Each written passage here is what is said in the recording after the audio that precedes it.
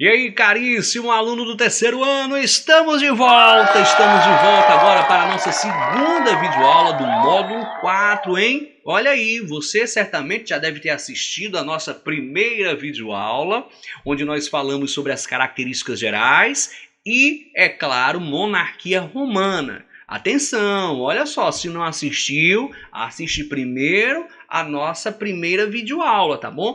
Essa a segunda. E nessa segunda videoaula nós vamos falar sobre República Romana. E atenção, pessoal, olha só, essa parte muito importante, tá certo? Então, olha, você não pode deixar de estudá-la.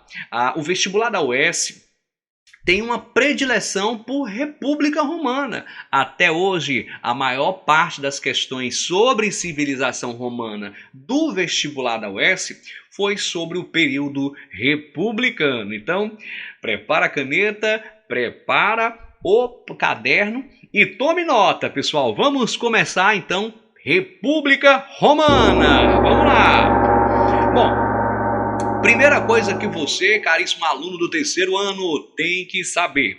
Você tem que saber qual a principal característica do período republicano. O que foi que realmente marcou esse período da história romana. E é claro, gente, que eu já coloquei aqui para vocês, ó. Vou até marcar aqui uma setinha, olha, importante.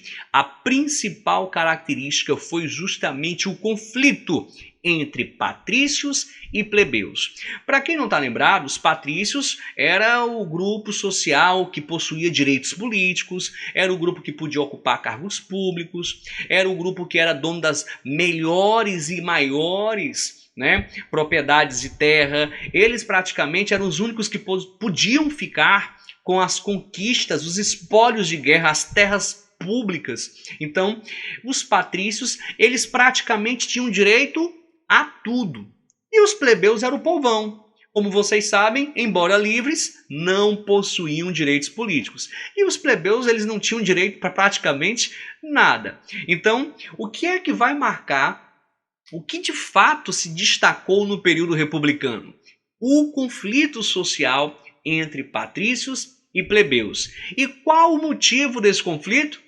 Ora, gente, os plebeus queriam alguns direitos, eles queriam realmente aí, algumas conquistas. E a gente vai perceber que foi aqui na República que eles acabaram tendo algumas conquistas extremamente importantes. Mas antes, nós vamos falar aqui sobre a estrutura política da República Romana, tá certo? Atenção, ó. Então, a gente vai falar, é claro, sobre algumas instituições políticas e alguns cargos públicos que se destacaram bastante aqui na República Romana.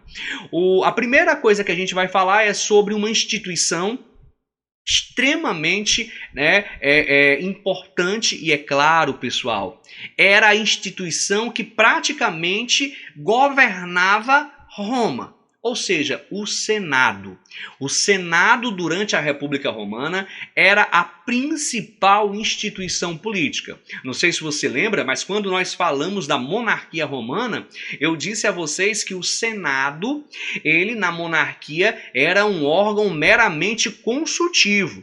Aqui, pessoal, na República, é totalmente diferente. O Senado, ele praticamente é o principal órgão de poder.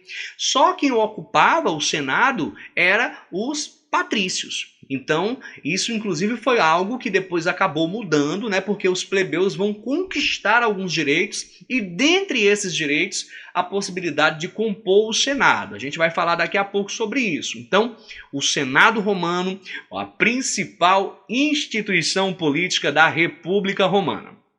Bem, na República Romana haviam vários cargos públicos que eram importantes. Nós chamamos esses cargos públicos de magistraturas, tá certo? Dentre as magistraturas mais interessantes para a gente comentar aqui, eu vou citar primeiro os cônsules, que eram sempre em número de 2, e eles praticamente, pessoal, eram os indivíduos que presidiam o Senado, né? Eles propunham as leis, eles eram quem governavam Roma praticamente, tá certo? Eles eram eleitos anualmente. Então eu acredito que você deve estar vendo aqui do meu lado, né, essas informações. Se não apareceu, vai já aparecer. Então fica ligado. Outra coisa importante, além dos cônsules, a gente pode citar os pretores, tá certo?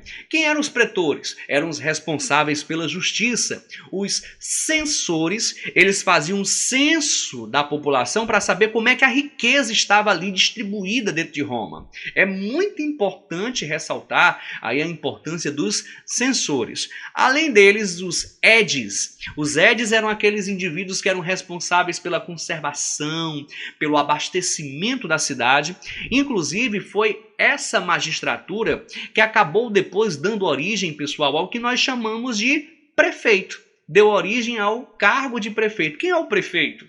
O prefeito é aquele que cuida da manutenção da cidade. Lá na civilização romana, durante a República, o edis, ele tinha esse papel de conservação, policiamento, abastecimento da cidade, tá bom? Havia também uma outra magistratura que eram os questores. Esses eram responsáveis pelas finanças, o tesouro público, tá bom? E havia também uma outra magistratura que eu quero destacar, que era a do ditador. Essa é uma magistratura que só surgia em épocas de guerra, viu, pessoal? Eles escolhiam aí, né, entre os senadores, um indivíduo para ser o ditador. E esse indivíduo ele teria plenos poderes por 6 meses, tá certo? Isso apenas em épocas de guerra, vale ressaltar. Então, essas eram aí, digamos, algumas das principais magistraturas e instituições políticas da República Romana. Helder, haviam outras magistraturas? Haviam, claro. Aqui eu estou citando apenas aquelas mais importantes, tá bom? Por exemplo, eu poderia falar também de uma instituição política chamada de Assembleia Centurial. Essa Assembleia ela tinha um papel muito importante na República Romana. Ela votava projetos de relevância para Roma. Ela também promovia a eleição dos cônsules, que eram os dirigentes de Roma. Então, a Assembleia Centurial ela tinha um papel crucial. Havia também uma assembleia chamada de curiata ou curial, que tratava apenas de assuntos religiosos. Havia também uma outra assembleia que era tribal, que escolhia os questores e os edis. Então percebam que haviam várias instituições políticas e várias magistraturas na República Romana. Porém, vamos àquilo que é mais importante nesse momento. Eu disse a vocês que a principal característica da República Romana era o quê? O conflito entre patrícios e plebeus. Meus amigos, atenção. Os plebeus, eles vão fazer de tudo para obter direitos. Eles vão realmente, né, exigir aí uma série de direitos e vantagens. E os patrícios, eles de fato não vão querer dar isso de forma assim fácil. Inclusive não foi fácil. Foi preciso que os plebeus fizessem uma revolta, onde eles se reuniram e decidiram se retirar de Roma. E deixaram bem claro que só voltariam para Roma caso as suas reivindicações fossem atendidas.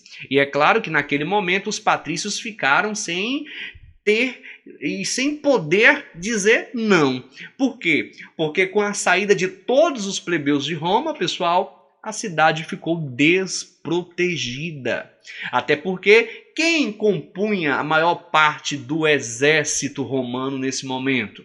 Os plebeus. Se todos os plebeus se retiram de Roma, é claro, a cidade fica desprotegida e os patrícios não podiam correr esse risco. Então, esse episódio que eu estou falando, né, dessa revolta por direitos, essa revolta plebeia, onde eles se retiram de Roma, vão para um local conhecido como Monte Sagrado, inclusive né, considerada aí como uma espécie de greve geral mesmo aí dos plebeus, né? Isso no ano de 494 antes de Cristo, tá certo, pessoal? Então, os plebeus eles fizeram aí várias reivindicações. A gente vai falar sobre algumas delas agora. Inclusive, eles obtiveram conquistas importantíssimas. É aquela história, como eu sempre digo, né? Quem não chora não mama, né, pessoal? Quem não chora não mama, ou seja, se os plebeus não tivessem se revoltado e feito essas reivindicações, se eles não tivessem se retirado de Roma, certamente eles não teriam conquistado. Isso que a gente acabou de falar foi um movimento social dos plebeus. E a gente sabe, vocês devem ver muito isso nas aulas de sociologia, o indivíduo praticamente só se conquista direitos através de mobilização social. Foi o que aconteceu aqui em Roma no ano de 494 a.C. Bem, e quais foram essas conquistas plebeias? Vamos falar aqui das principais. Primeira conquista, gente, foi um cargo, certo? Uma magistratura para os plebeus. E essa magistratura foi uma magistratura, assim, importantíssima. Eu me refiro de uma magistratura conhecida como tribunos da plebe. O que é que os tribunos da plebe eles podiam fazer? Bom, dentre as coisas que eles podiam fazer, eu vou citar uma aqui que é a mais importante. É o aspecto mais importante. Eles tinham o poder de vetar decisões do Senado romano. Olha o poder que esse magistrado tinha. Então era escolhido entre plebeus, claro, com o passar do tempo, não era qualquer plebeu que ocupava um cargo desse. Aqueles mais ricos, eles passaram a ocupar. Outra conquista plebeia muito importante, essa aqui, pessoal, já foi questão de prova em diversos vestibulares, tá certo? Foi a famosa Lei das 12 Tábuas. O que é isso, Helder? Né? As primeiras leis escritas de Roma. Helder, e as leis não eram escritas? Não. Até aqui o ano de 450 a.C., não. As leis eram orais. E praticamente quem as interpretava era o grupo dos patrícios. Então, o fato de a partir desse momento você ter leis escritas em 12 tábuas de bronze, onde elas eram fixadas em locais que todos pudessem ver e interpretar, isso era muito importante e essa foi uma das mais importantes conquistas que os plebeus eles obtiveram, viu, gente? As primeiras leis escritas de Roma.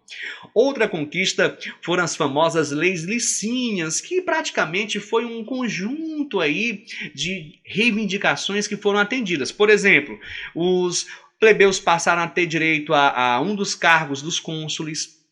Outra, os plebeus passaram a ter direito em algumas conquistas de guerra, coisa que antes não era possível. Então essas leis licínias eram um conjunto de velhas conquistas que os plebeus sempre sonharam, né? Velhos direitos que os plebeus sempre sonharam e que agora eles obtinham. Uma outra conquista plebeia, gente, essa até curiosa, foi o direito dos plebeus poderem se casar com patrícios. Isso foi muito importante e o nome dessa conquista, né, é a famosa Lei Canuleia. Então, a permissão para os casamentos mistos entre patrícios e plebeus. Então, isso aí, pessoal, foi assim importante. Claro que com o passar do tempo, né, a gente vai perceber que só havia essa mistura quando aquele plebeu, aquela família plebeia era uma família mais rica. Então, essas misturas, elas passaram a ocorrer.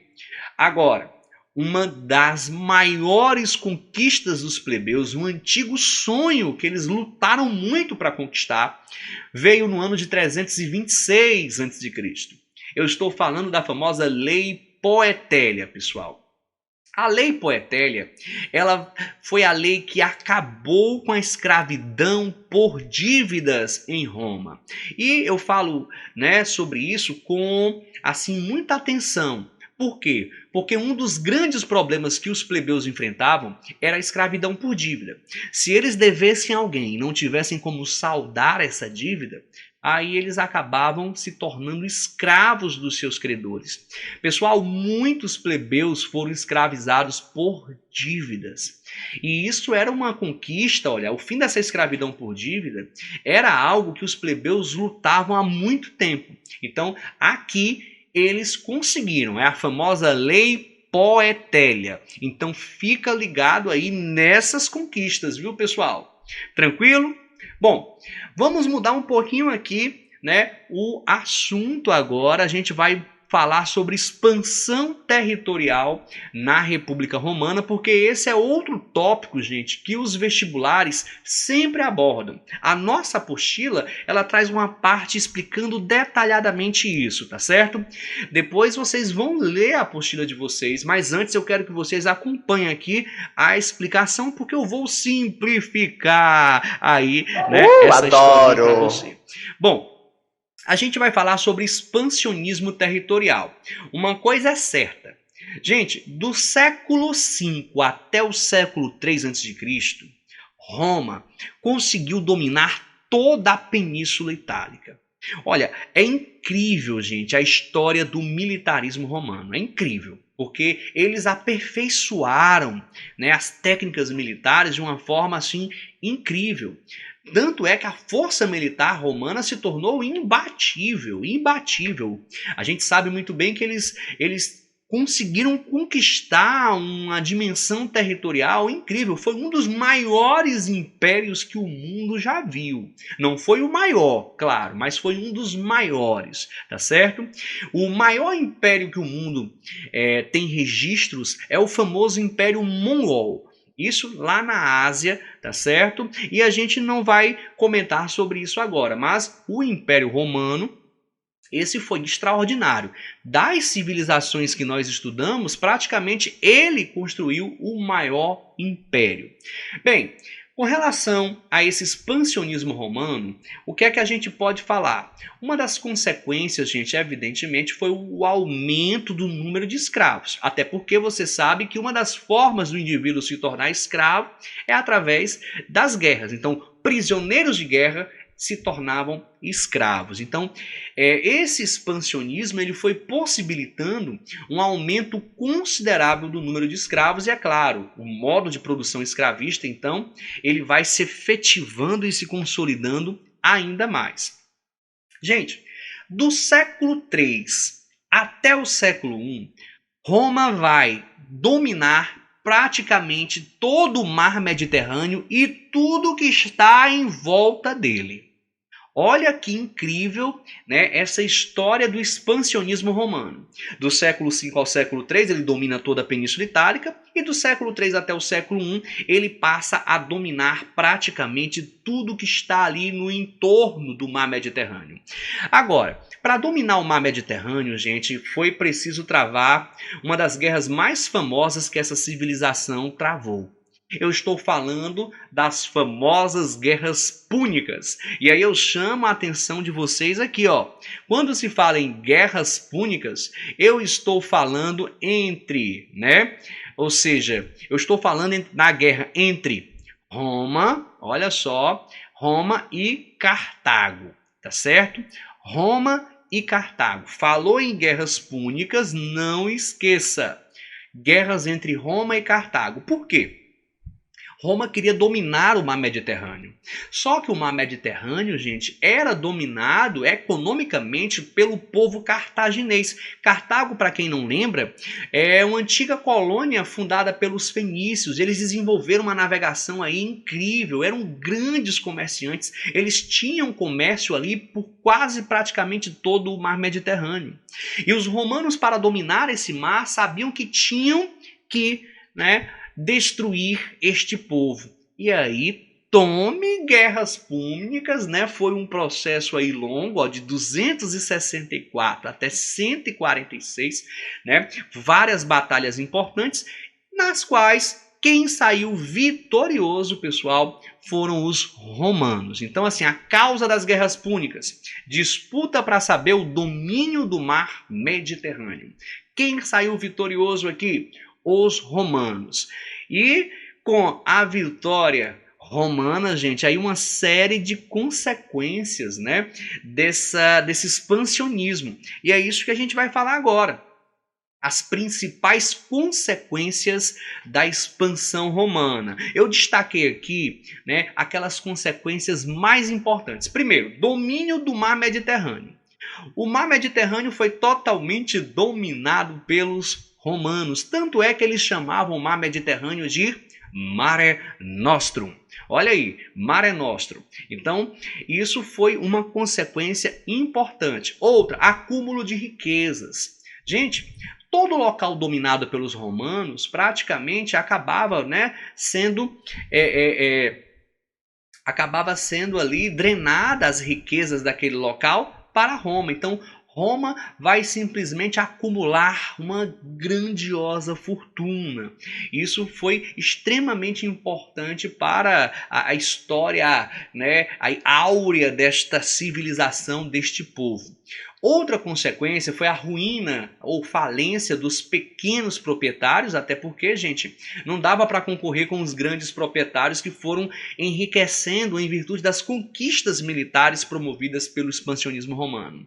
Êxodo rural, a plebe, olha só, ela não vai obter as mesmas vantagens que os patrícios. Inclusive, essa é uma observação que eu quero chamar aqui a atenção de todos vocês. Vocês lembram que a república é marcada pelo conflito entre patrícios e plebeus. Logo no início da república, os plebeus eles vão conquistar aí uma série de benefícios, de direitos, tá certo?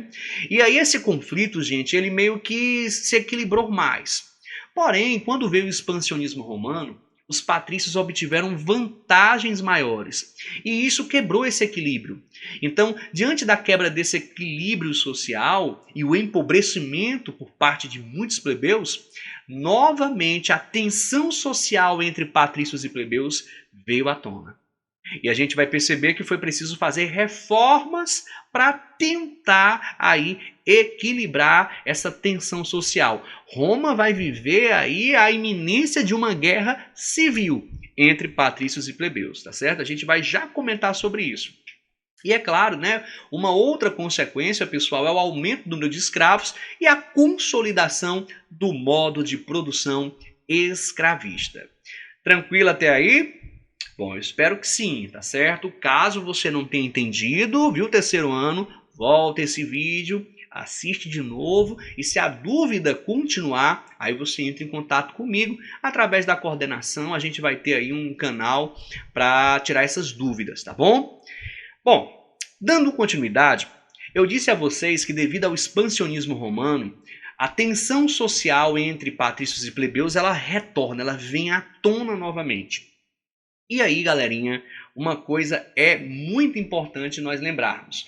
Para poder diminuir essa tensão, eis que vão surgir aí os reformadores. E a gente vai falar aqui principalmente em dois reformadores que ficaram conhecidos, na história romana como os famosos Irmãos Graco, tá bom? O que é que você, caríssimo aluno, tem que saber sobre esse assunto? Você tem que saber qual foi a proposta feita por cada um desses irmãos. Vamos começar pelo Tibério Graco. Tibério Graco, ele era um tribuno da plebe, e ele, de certa forma, propôs o que para diminuir essa tensão entre patrícios e plebeus? Ele propôs uma espécie de reforma agrária, aonde os patrícios pegariam aquelas terras que não estivessem sendo usadas e dividiriam com os plebeus. Se a gente parar para analisar essa ideia, a gente percebe que essa ideia ela é excelente para os plebeus. Mas os patrícios não gostaram nem um pouco. E é claro que antes dessa ideia se tornar concreta em Roma, os patrícios eles mandaram matar Tibério Graco. Tibério foi assassinado, tá bom? Depois veio, o seu irmão, também como tribuno da plebe. E qual foi a proposta feita pelo Caio Graco? O Caio ele propôs uma lei chamada de Lei Frumentária. O que é isso, Helder? O que é a lei frumentária? Eu vou até colocar aqui, ó, lei frumentária, Olha aí que letra maravilhosa, mas o importante é a intenção, pessoal? Então, olha só, a lei frumentária, ela possibilitava a distribuição de trigo, ou seja, pão. O pão era o principal alimento, tá certo? E, é claro, essa ideia é a ideia, deixa eu só colocar aqui, para que você, de certa forma, não confunda. É a ideia do Caio, tá bom, pessoal? Ó, Caio Graco propôs a lei frumentária. O Tibério foi quem propôs a reforma agrária. Olha, mais uma vez, a lei frumentária, ela é boa?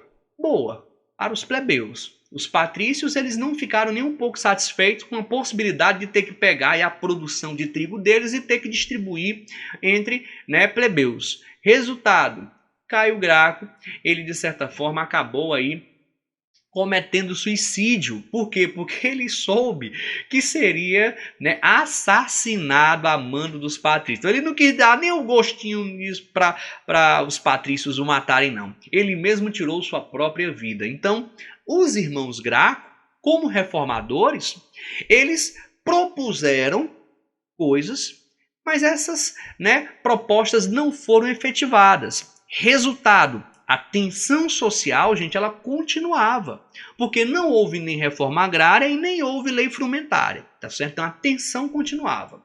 E diante aí de uma possibilidade de uma guerra civil, eis que surgem os generais ditadores. E nós vamos falar em dois generais aqui, ó, o famoso general Mário, muito famoso, de origem plebeia, fez várias reformas que foram importantes para os plebeus, e depois o general Sila, esse daqui, pessoal, Sila, já mais conservador, mais alinhado com o pensamento dos patrícios. Primeiro foi o general Mário. Né? O que foi que o general Mário ele fez? Ele trouxe várias reformas que facilitaram a vida dos plebeus.